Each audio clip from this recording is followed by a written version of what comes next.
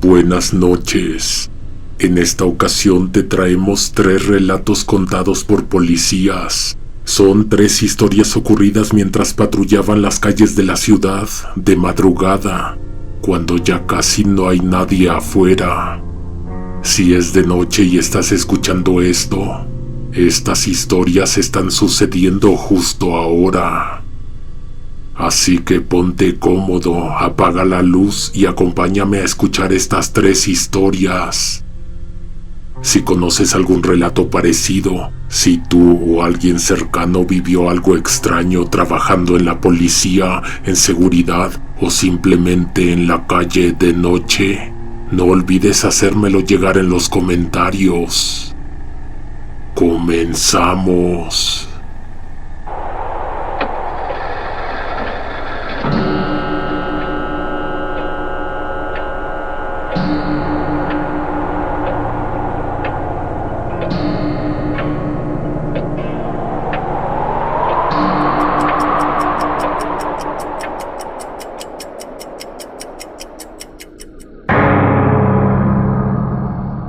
La Ciudad de México de día es una y de noche es otra. Pocos tienen la suerte, o no sé si decir la desgracia, de conocerla de noche. Los que andamos patrullando a las 3 de la mañana vemos cosas que los que están a esa hora en su cama ni se imaginan. Es una ciudad que se mantiene operativa, viva, presente, pero de una manera que da miedo. Durante esas horas se percibe una vigilancia permanente desde las zonas sin alumbrado o los puntos ciegos. Se siente como si la ciudad estuviera esperando un descuido tuyo para aventársete encima. Estás obligado a no bajar la guardia en ningún momento. Unidad 402 para Central, ¿me copias? 402, tenemos 2 reportes con diferencia de minutos. Vehículo sospechoso. Se les reportó en Norte 83 y Norte 85. Señala a los vecinos que lleva rato dando vueltas a la manzana. Va a vuelta de rueda y trae las luces apagadas. Chécate la zona. Dicen que se ve sospechoso. Se procedió a realizar el cruce del eje para incorporarse a Norte 83. No se hizo uso de la sirena, únicamente se activaron las luces de la torreta como medida preventiva. Al ingresar a la vía, se divisó a media cuadra el vehículo reportado por la central. La unidad circulaba por en medio de la vía a una marcha mínima, aproximadamente a 5 kilómetros por hora, manteniendo las luces principales y los cuartos apagados. Se procedió a realizar la aproximación por el flanco izquierdo para efectuar la inspección correspondiente. Al notar la presencia de la unidad oficial, el vehículo sospechoso realizó una maniobra de dirección hacia el costado derecho. No se observó activación de luces de frenado ni señales de dirección. Sin embargo, el automotor se desplazó de manera fluida hasta quedar perfectamente alineado a la guarnición de la banqueta. El vehículo realizó el alto total de forma gradual, sin presentar movimientos bruscos o indicadores de que el motor se hubiera apagado. Desde la unidad se realizó un primer contacto visual. A pesar de la iluminación directa hacia el vehículo, no se detectó silueta o movimiento de tripulantes en el asiento del conductor, ni en la zona del copiloto. El coche permaneció estático, en posición de estacionado, manteniendo el motor en marcha mínima, pero sin registro de actividad humana en su interior. Se incrementó la velocidad de la unidad oficial con la finalidad de realizar una maniobra de flanqueo y cierre de paso, buscando neutralizar cualquier intento de evasión por parte del objetivo. Al efectuar la aproximación para establecer el bloqueo, se detectaron anomalías en la dinámica de conducción del vehículo sospechoso, lo que sugirió una situación de riesgo no convencional. Se procedió a extremar las medidas de seguridad operativa antes de concluir la maniobra de intercepción. Se realizó el abordaje del vehículo por el costado del conductor, manteniendo la mano sobre el arma de cargo por protocolo de seguridad. Al realizar el barrido con la linterna táctica hacia el interior, se confirmó que el asiento del conductor se encontraba desocupado. No se observaron rastros de que el ocupante se hubiera desplazado hacia el piso o hacia la parte posterior del vehículo. Al aproximarse para verificar el estado de las cerraduras, se procedió a realizar contacto físico con la estructura del automotor. Al golpear el cristal de la ventanilla, se observó actividad de fauna nociva. Moscas en el interior, las cuales se dispersaron de forma errática al contacto. Se intentó la apertura de las puertas posteriores y la del copiloto, confirmando que los seguros se encontraban activados. Únicamente la puerta del conductor cedió al accionar la manija. Al realizar la apertura de la puerta, se percibió de manera inmediata un olor fétido intenso, característico de materia orgánica en descomposición. Ante la confirmación de rastros biológicos y la posibilidad de un hecho delictivo, se procedió a cerrar la unidad inmediatamente para preservar la escena, evitando la manipulación de indicios. Se solicitó vía radio la presencia de la Unidad de Servicios Periciales y personal de la Fiscalía de Homicidios. En apego al protocolo de preservación del lugar de los hechos, se estableció un perímetro de custodia con cinta de señalización, restringiendo el paso a transeúntes y vecinos que comenzaban a observar desde sus domicilios. Aproximadamente 15 minutos después, arribó el personal especializado en criminalística de campo. Tras realizar la fijación fotográfica del exterior, los peritos procedieron a la apertura del compartimento de carga, la cajuela. Al interior de la misma se localizó el cuerpo de una persona del sexo masculino en posición fetal.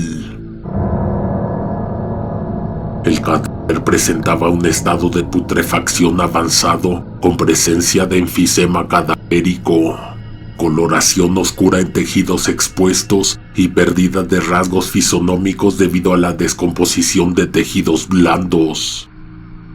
Se realizó el levantamiento del cuerpo para su traslado al servicio médico forense bajo el estatus de desconocido. A su vez, la unidad fue remolcada al corralón de la Fiscalía para continuar con el análisis de huellas y rastros hemáticos. El reporte final de los peritos confirmó que durante todo el proceso no se halló rastro alguno de la persona que operaba el vehículo al momento del avistamiento. La investigación del incidente concluyó sin detenidos ni sospechosos. El sedán contaba con un reporte de robo con violencia registrado 7 días antes en la periferia de la ciudad. Los peritajes mecánicos confirmaron que el auto no contaba con ninguna modificación tecnológica, sistemas de conducción autónoma o dispositivos de control remoto. Debido al avanzado estado de putrefacción y a la fauna nociva encontrada en la cajuela, la identidad del cuerpo nunca pudo ser establecida. Los restos fueron enviados a la fosa común bajo el estatus de persona desconocida. Se hace constar que, tras el análisis de la evidencia videográfica y mecánica, la unidad circulaba y realizó maniobras de frenado sin presencia de conductor. El análisis de las cámaras del C5 y de un circuito cerrado privado confirmó que el vehículo recorrió más de 3 kilómetros por calles y ejes viales sin nadie al volante. En el metraje se observa cómo el auto respeta semáforos y esquiva baches. Al momento de la intervención de la patrulla 402, el video muestra que las puertas permanecieron cerradas en todo momento. Nadie entró y nadie salió. Este expediente forma parte de un archivo reservado que contiene exclusivamente casos sin resolver, casos raros. El documento se encuentra resguardado en una carpeta de incidencias no ordinarias, fuera del alcance del archivo general. Dentro del acta de cierre de la investigación destaca una anotación técnica realizada durante el peritaje inicial, la cual permanece subrayada con marcador amarillo fluorescente. Se hace constar que, tras el análisis de la evidencia videográfica y el peritaje mecánico de la unidad, el vehículo realizó maniobras de navegación, dirección y frenado en ausencia total de conductor. Una unidad operada por un sujeto jamás identificado.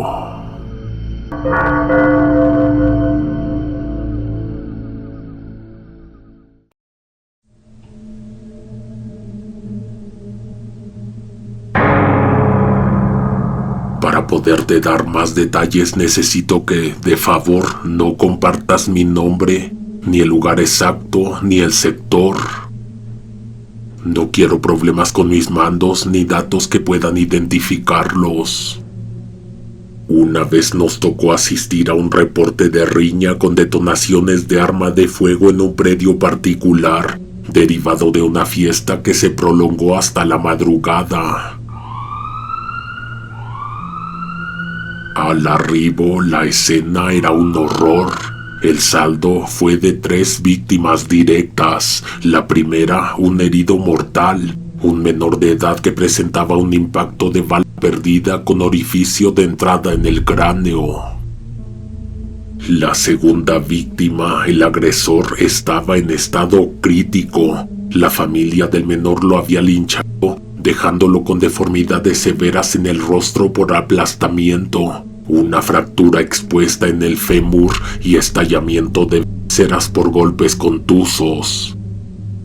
Estaba ahogándose con su propia sangre.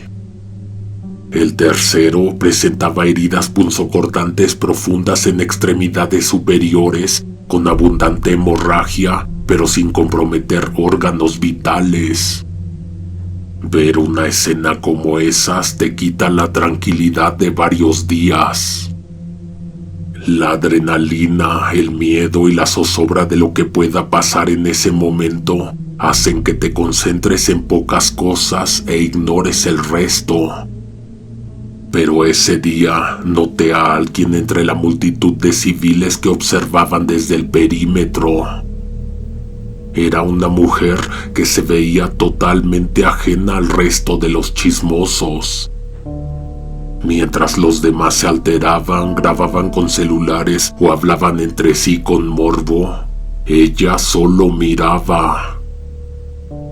Su expresión no era de espanto ni de sorpresa. Una mujer de cabello oscuro, rizado y voluminoso, de tez pálida y con una cánula nasal insertada en la nariz. Vestía una prenda estampada bajo un suéter oscuro.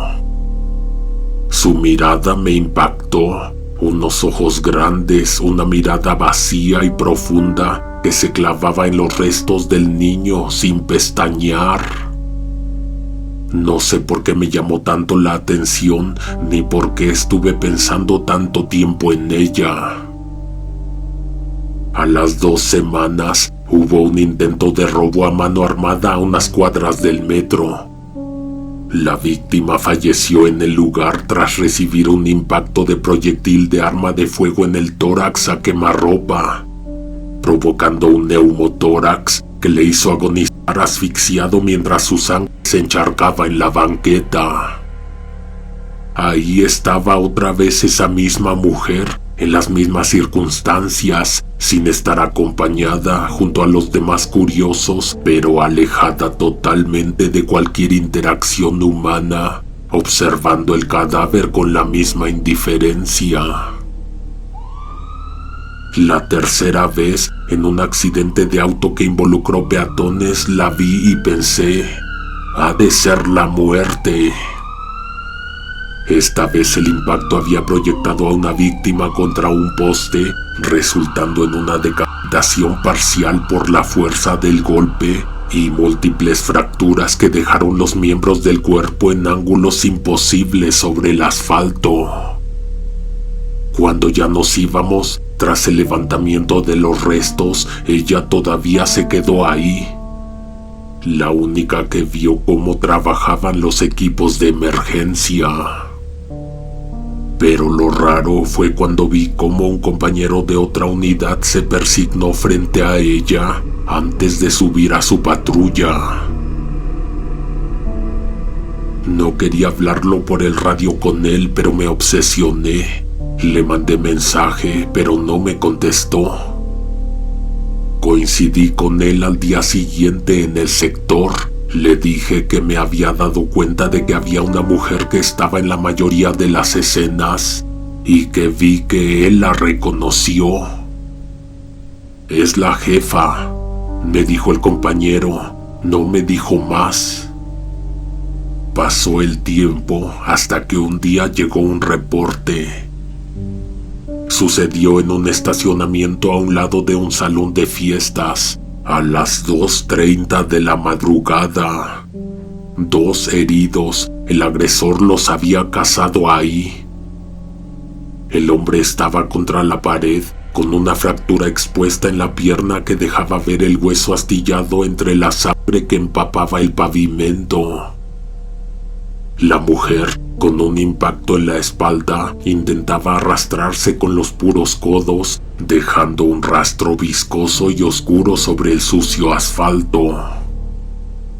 Estaban estables, pero si no pedía apoyo rápido se me iban a quedar ahí. Saqué el radio para solicitar la unidad médica, pero en ese momento las luces de otra patrulla iluminaron la entrada del callejón. Era una unidad del mismo sector que iba pasando en recorrido. Pensé que se iban a bajar a apoyarme, pero el conductor ni siquiera frenó por completo. Solo disminuyó la marcha lo suficiente para que el oficial Benítez asomara la cabeza por la ventanilla. Ni le muevas, pareja. Déjaselos a la jefa. La patrulla aceleró y dio vuelta en la esquina, perdiéndose en la oscuridad de la siguiente cuadra. Me quedé desconcertado, con el radio en la mano, hasta que seguí la dirección en la que el compañero había señalado antes de irse. Ahí, en la esquina del callejón, donde la luz de mi unidad no alcanzaba a llegar de lleno, estaba ella. No se movía, se veía igual que las otras veces, con esa palidez cadavérica y la cánula nasal. Esta vez la vi completa. Traía un tanque de oxígeno portátil sobre un carrito con llantas de plástico. El siseo del gas era constante, estaba lejos pero se alcanzaba a escuchar. Ella no hacía nada, solo estaba ahí parada con las manos en el manubrio del carrito observando la escena. Ella no hacía nada, solo estaba ahí parada con las manos en el manubrio del carrito observando la escena. Sentí una opresión en el pecho. Ni siquiera supe qué significaba dejárselos, no llamar a la ambulancia, dejarlos morir. Ignoré el consejo del compañero y apreté el botón del radio. Solicito unidad médica urgente en el punto. 2 lesionados por arma de fuego y contusiones. Prioridad alta. Vigilé a los heridos conteniendo las hemorragias como pude. No volví a mirar hacia la esquina hasta que escuché que de allá venía el sonido de la ambulancia. Cuando las luces rojas y azules inundaron el callejón, busqué a la mujer, la tal jefa. Ya no estaba.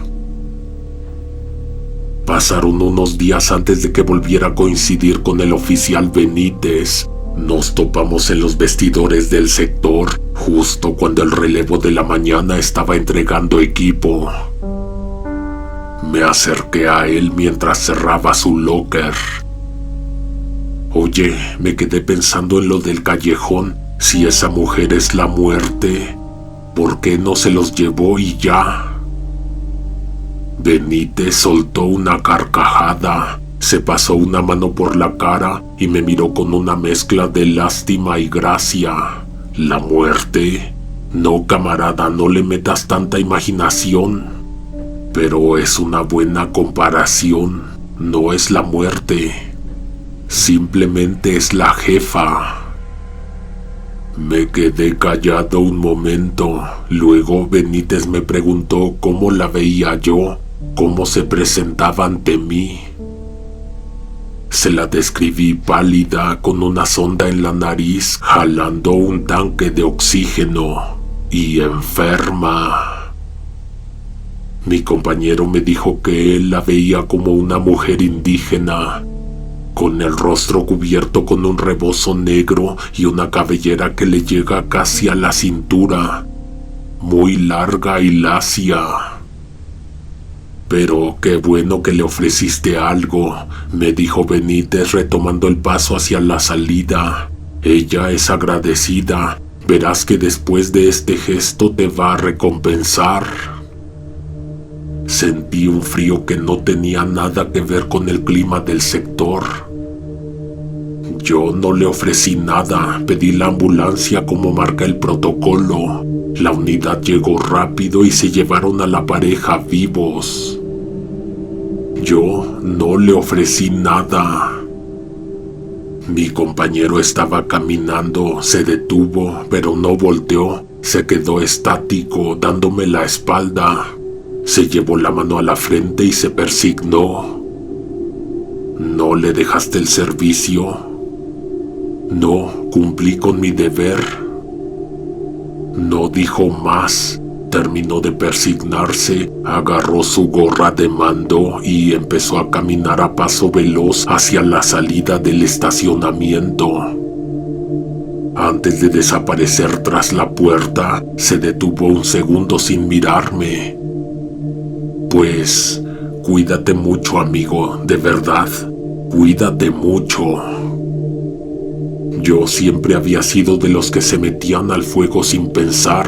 Como no tenía nadie a quien perder, ni nadie que me esperara en casa, me sentía intocable.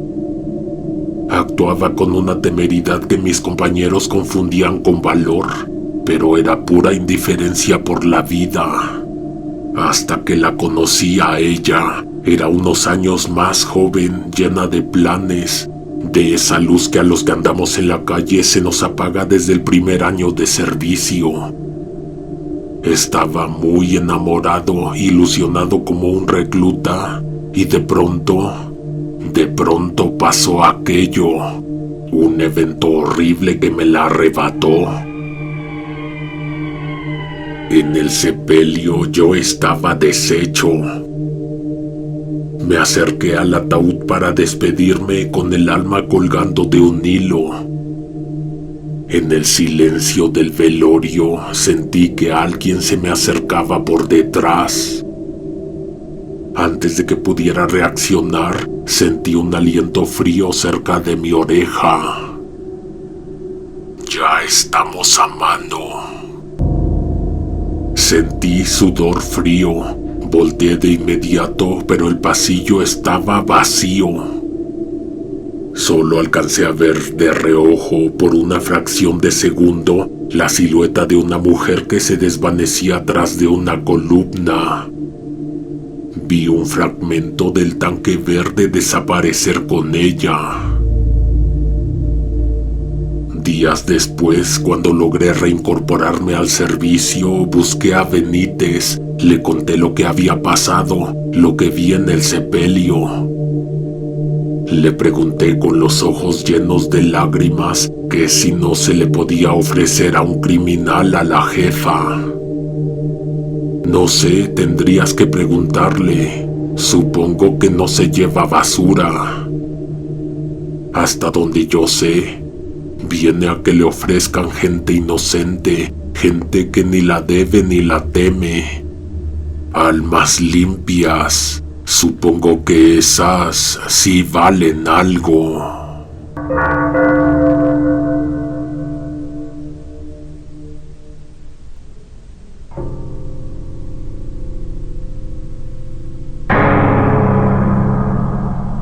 Iba en mi recorrido de vigilancia sobre el sector, dándole una vuelta a la zona de bodegas que a esa hora de la madrugada da un poco de miedo.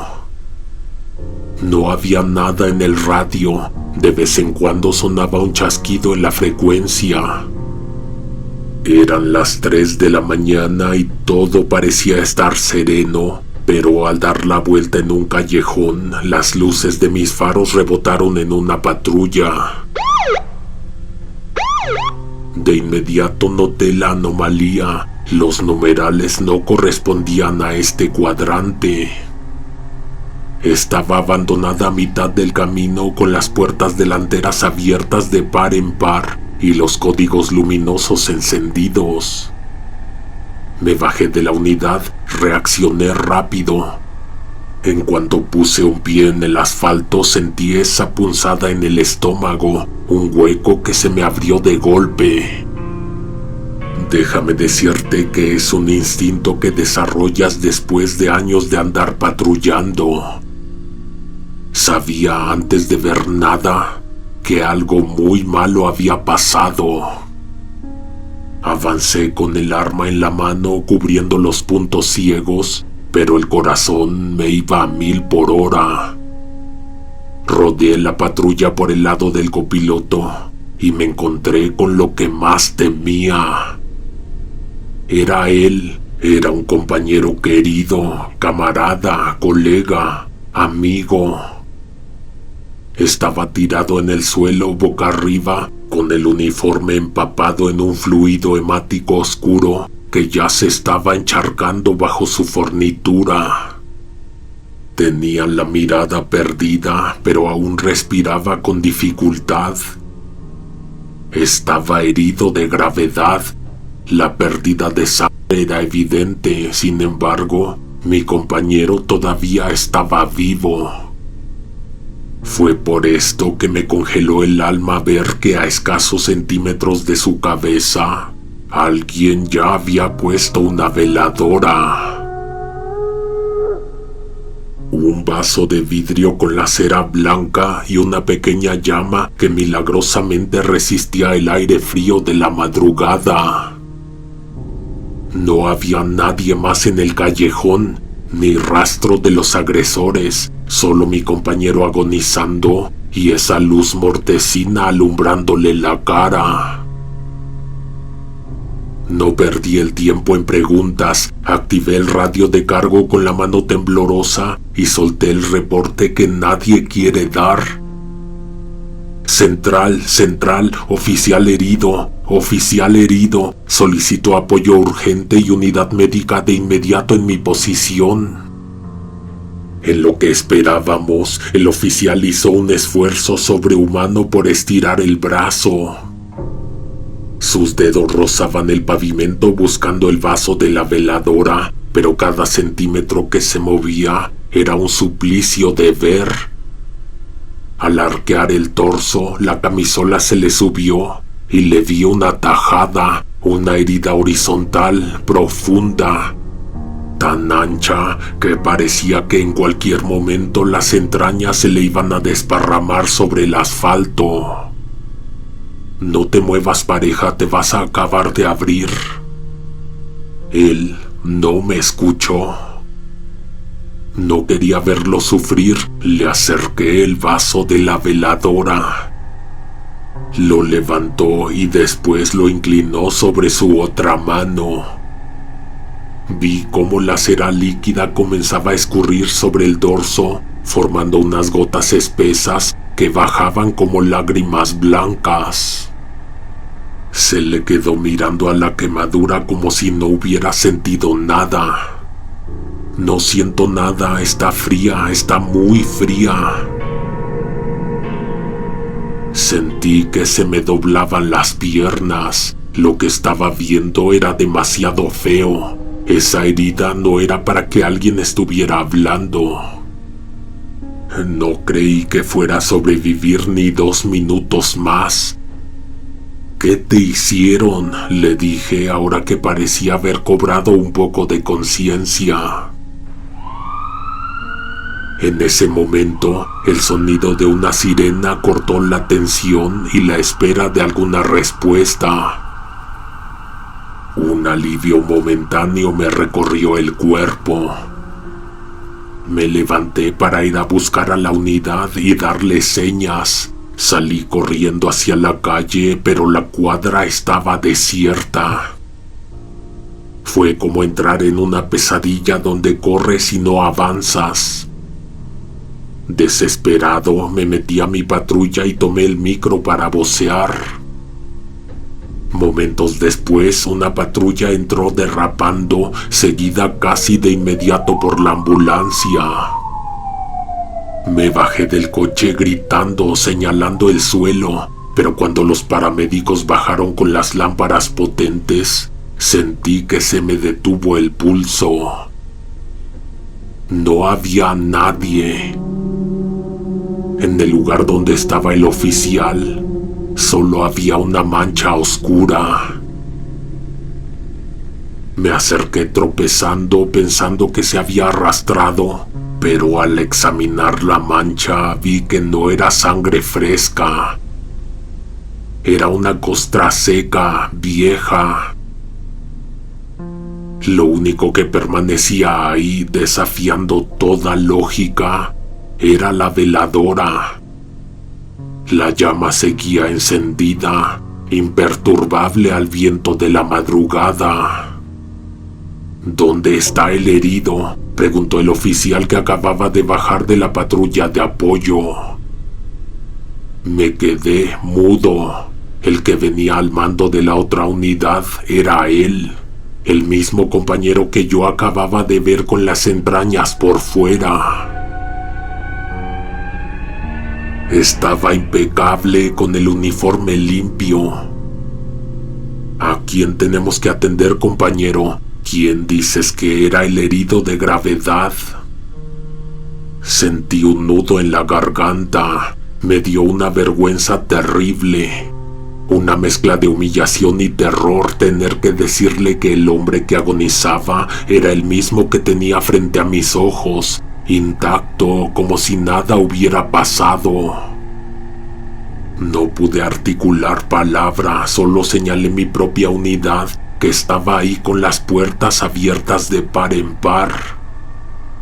No había segunda patrulla, era la mía. Él me miró con preocupación, pensando que quizá la falta de sueño me había jugado una mala broma. Los paramédicos, al no ver lesionado, empezaron a recoger el equipo entre quejas. Ya vete a descansar, te ves mal, mañana platicamos. Nos despedimos para retomar nuestros recorridos. Antes de subir a su unidad, me estiró la mano para despedirse. Al cerrar el saludo, mis dedos recorrieron el dorso de su mano y sentí un relieve inconfundible, una lágrima de cera endurecida, fría y sólida. De ese incidente no he vuelto a hablar con nadie. Me sentí y me trataron como si me hubiera vuelto loco. A veces paso por ahí y está la veladora prendida. No sé si nadie se la llevó o si alguien la repone, la cuida y la prende en las noches.